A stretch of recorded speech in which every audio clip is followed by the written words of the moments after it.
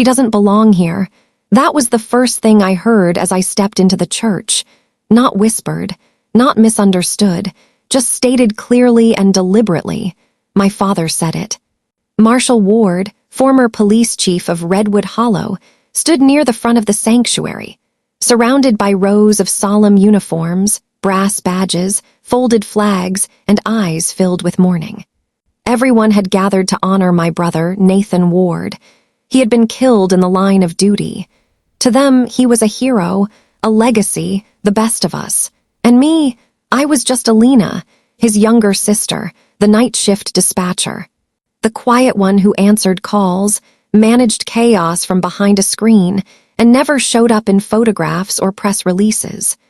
No one invited me to the memorial. No one saved me a seat. So I brought my own flowers and found a spot in the back. Just like always, out of the frame, out of the way. I noticed my mother, Claire, glance in my direction. Her fingers clutched a tissue so tightly they'd gone white. But she didn't wave. She didn't smile. She looked away. She always did. In our family, if you weren't wearing a badge, you didn't count. And I wore a headset and kept the department running through the night. That made me useful, sure, but never visible. They called Nathan brave, strong, dedicated. He was all of that and more. What they didn't realize was how much he saw me, even when no one else did. When I doubted myself, he'd say, "This whole system would fall apart without you." He meant it. That's why, on the night he died, I couldn't ignore what I'd heard. There was static on the radio that wasn't normal. A pause between transmissions that didn't fit protocol. One of the patrol units radioed in, but the code and location didn't match. I flagged it and told my supervisor. He barely looked at the screen before brushing it off. "It's a glitch, Elena. Let it go." But I couldn't. Not with Nathan out there. Not with that sick feeling in my gut. I've worked long enough in dispatch to know when something doesn't line up. That night, something had been altered, and no one wanted to admit it. And now, here I was at his memorial, surrounded by people who called him a fallen hero while looking straight through me as if I didn't exist. But what they didn't know was that I had seen something. I had saved something. And someone beyond this town had finally noticed.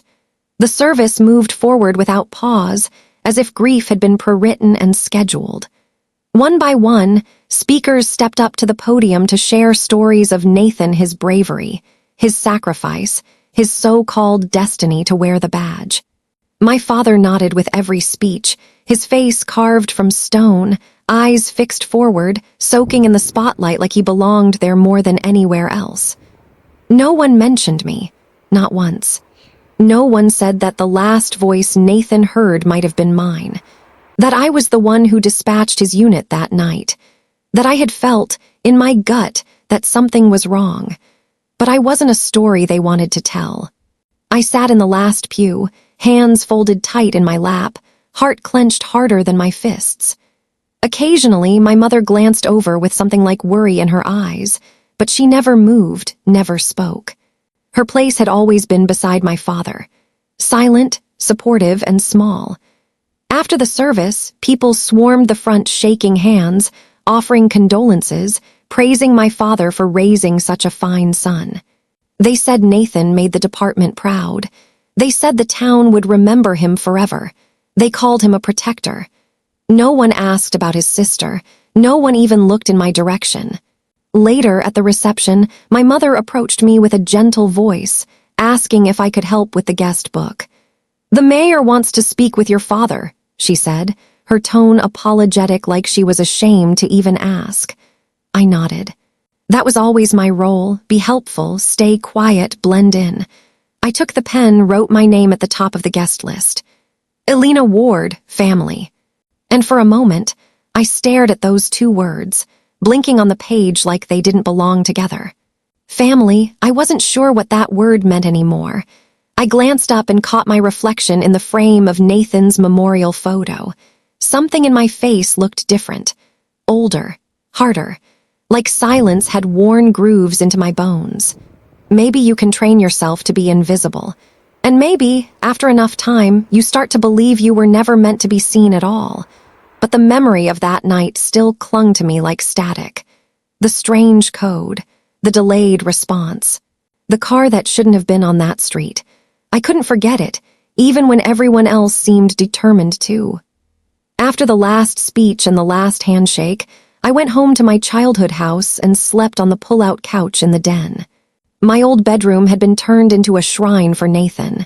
His trophies, his plaques, his framed commendations, all untouched. I didn't belong in there. The house was quiet, heavy with the kind of stillness that doesn't come from peace, but from pressure. Everyone was holding their breath, trying to keep the story clean, neat, heroic. But something in me had already begun to shift. And then, 3 nights after the funeral, my phone buzzed. Unknown number, no voicemail. Just a name on the screen. Special Agent Dorian Shaw, FBI. He didn't ask how I was. He just said one thing. "We need to talk about what you flagged in the dispatch logs the night your brother died." And in that moment, for the first time since the world fell apart, I felt something I hadn't felt in weeks. Not fear, not grief. Hope. I met Agent Shaw early the next morning at the Redwood Hollow precinct, though I hadn't been inside in weeks. Not since Nathan died. The place felt smaller than I remembered. Grayer. The same worn chairs, the same coffee stain on the wall near the vending machine, but somehow it all felt different now, like a place trying to hold its breath. Agent Dorian Shaw didn't waste time with small talk. He looked like the kind of man who'd seen too much to bother with polite pauses. Mid-ass, gray at the temples. A quiet kind of intensity that made the room feel colder just by standing in it. He slid a folder across the table and waited. "I read your report," he said. "The one you submitted internally. The only one, actually."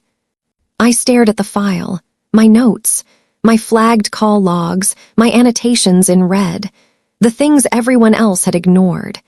"You noticed a radio call from a patrol car that shouldn't have been at the scene," he continued. "Why didn't your supervisor act on it?" I hesitated. The answer was simple and terrible. "Because I'm just a dispatcher," I said. Shaw didn't blink. "You're also the only person who caught the discrepancy." Inside that folder were printouts radio logs I had flagged, cross-referenced with GPS data and internal timestamps. One patrol car had been logged in 2 different locations at the exact same time. Not an error, not a glitch. A cover-up. Shaw's voice was calm but firm. "That's not a mistake, that's manipulation." The air in the room shifted. I felt something move in my chest, a tightness I hadn't named until now. This wasn't about me imagining things. This wasn't grief twisting facts. This was real. I spent the next 2 hours walking him through everything I had, my handwritten notes, the audio clips I'd saved to my phone, the exact moment the call came in that night, the hesitation in the voice on the radio, the wrong phrasing. He listened carefully, asking sharp questions, but mostly letting me speak. It was the first time since Nathan died that someone treated my memory like evidence, not emotion. And it was the first time I felt like I had permission to believe what I'd heard. When I finished, my throat was dry and my hands were shaking. Shaw didn't offer pity.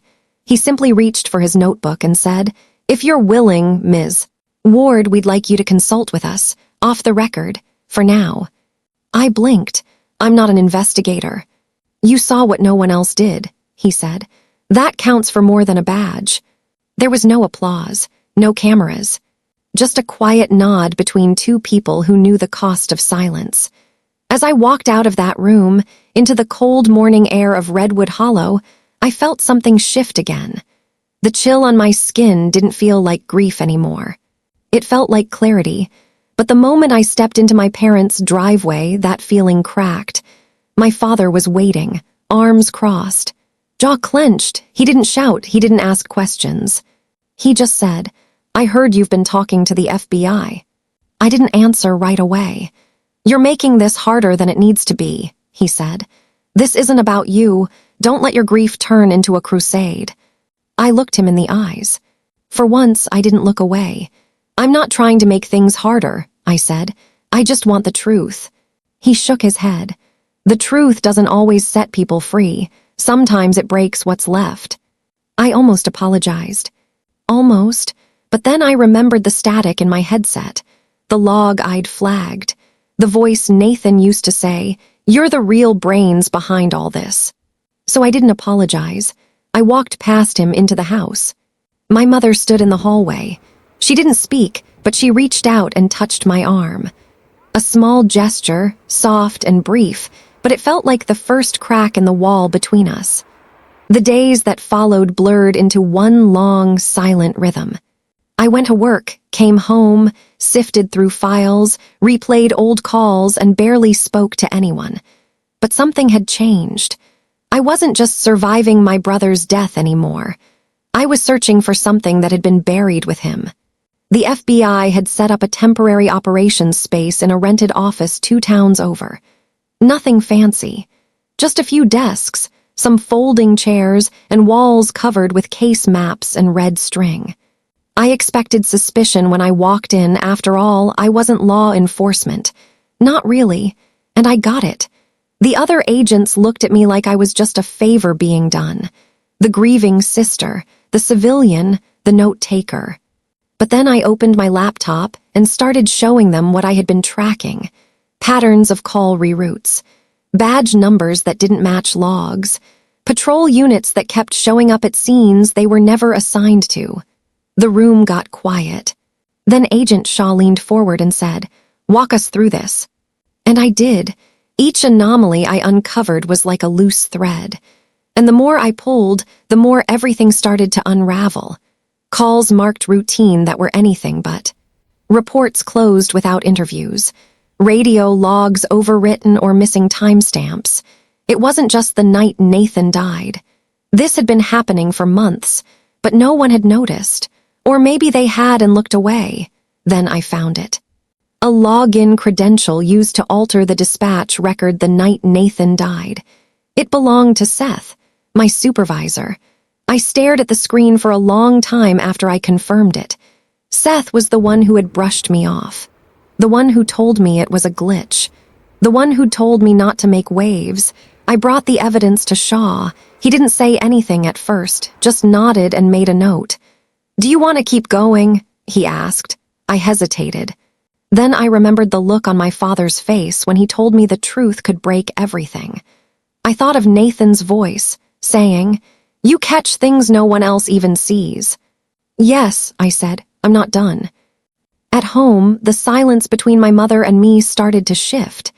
She didn't ask questions, but I noticed things. A fresh sandwich left on the kitchen counter.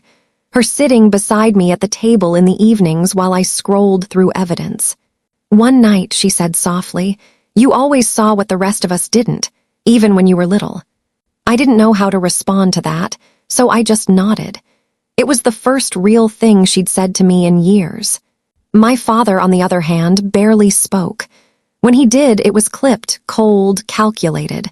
One evening, he found me on the front porch. He didn't raise his voice. He didn't look angry. He looked tired. "Elena," he said, "this investigation is tearing the department apart. Do you understand what you're doing?" I looked at him, not with anger, not with defiance, just clarity. "I'm trying to make sure what happened to Nathan doesn't happen again." He stared at me, not as a father, not as a chief, but as a man who had built his identity on structure and loyalty. "This family, this town, we built everything on trust," he said, "and you're breaking it." I could have said a lot, but all I said was, maybe it was already broken. I'm just the one who finally said it out loud. Soon after, the arrests began. Seth was the first, then 2 more senior officers, names I recognized, names that used to pat Nathan on the back and shake my father's hand. The headlines came fast. Redwood Hollow police scandal.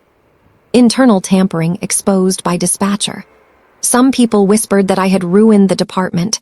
Others thanked me. Notes started appearing at our doorstep. Small ones, anonymous. "Thank you. You did what no one else would." I kept them folded in my drawer. They didn't erase what was lost, but they reminded me I wasn't crazy. I wasn't alone. After the arrests, Redwood Hollow wasn't the same. Some people crossed the street when they saw me coming. Others left casseroles on the porch without saying a word. A few brave neighbors gave me tight-lipped nods at the grocery store, the kind of look that said, "I know what you did, and I'm still deciding how I feel about it." But it was the quiet ones, the ones who had always stayed in the background like me, who began to speak. A retired dispatcher left a note in my mailbox. "They ignored me too. You didn't imagine it. Thank you for not letting it die with him." A teenage girl from the high school slipped me a message on lined notebook paper. "My brother got stopped by one of those officers last year. No one believed him. You make me feel like maybe someone finally does." I read everyone. I saved everyone. But none of it prepared me for what happened at home. My mother had been getting phone calls, church friends, distant cousins. A woman she used to teach Sunday school with. They didn't yell, they whispered. "Did you know?" How could Elena do this to her own department? Poor Marshall, this must be killing him. One night, I found her in the kitchen drying a plate with trembling hands.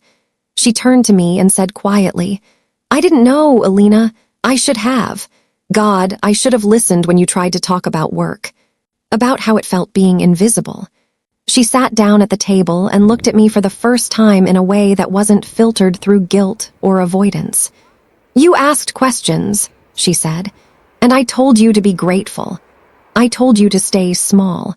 I thought I was protecting you, but I was just passing down the silence I lived with." Her voice broke. "I'm sorry." I didn't cry, not then. I just hugged her, for the first time in years. Because maybe what I needed wasn't forgiveness. Maybe it was finally being seen, but my father wasn't ready. The night before the police commission held its public review, I came home and found him in the living room. The lights were off. A glass of whiskey untouched on the table beside him. He looked smaller than I'd ever seen him.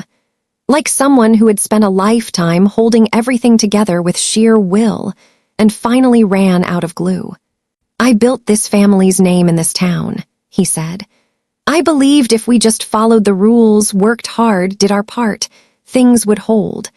I lost one child to a bullet and now another to all of this." I sat down across from him, hands folded, steady. "You didn't lose me," I said. "I was here the whole time. You just didn't want to see who I really was." He didn't answer right away. He looked at the floor, then finally met my eyes.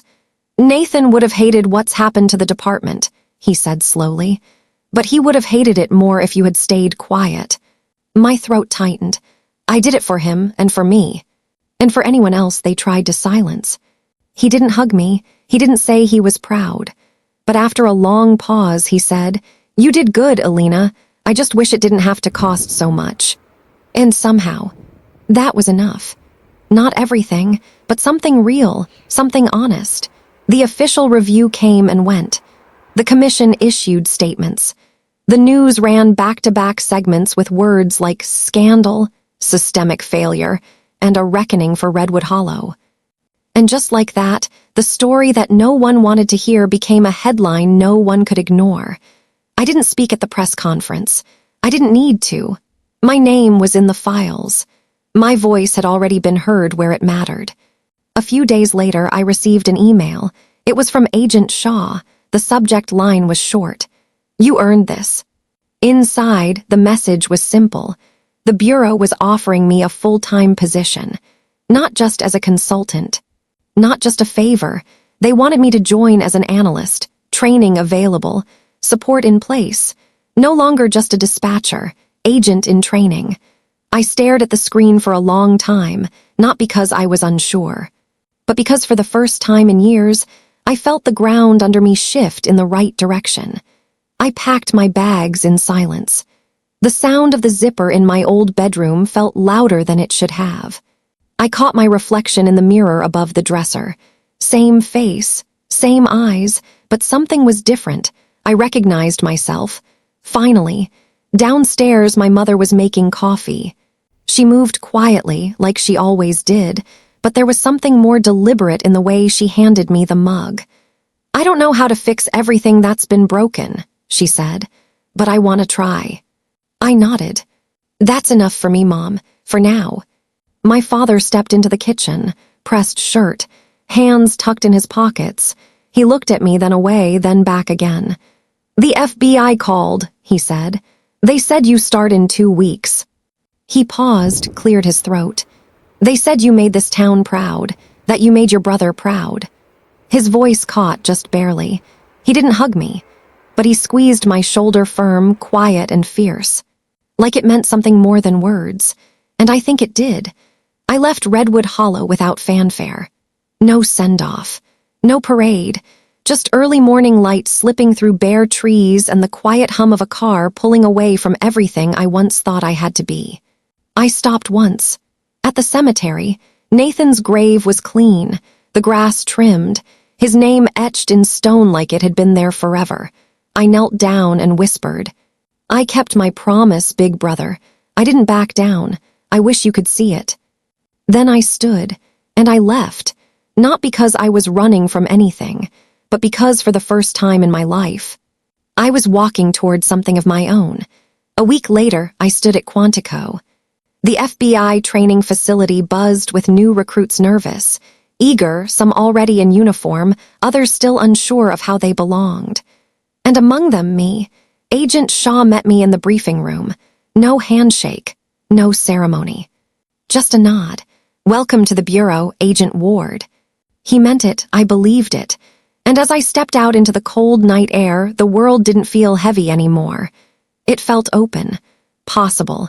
This wasn't just Nathan's story, or my father's, or Redwood Hollow's.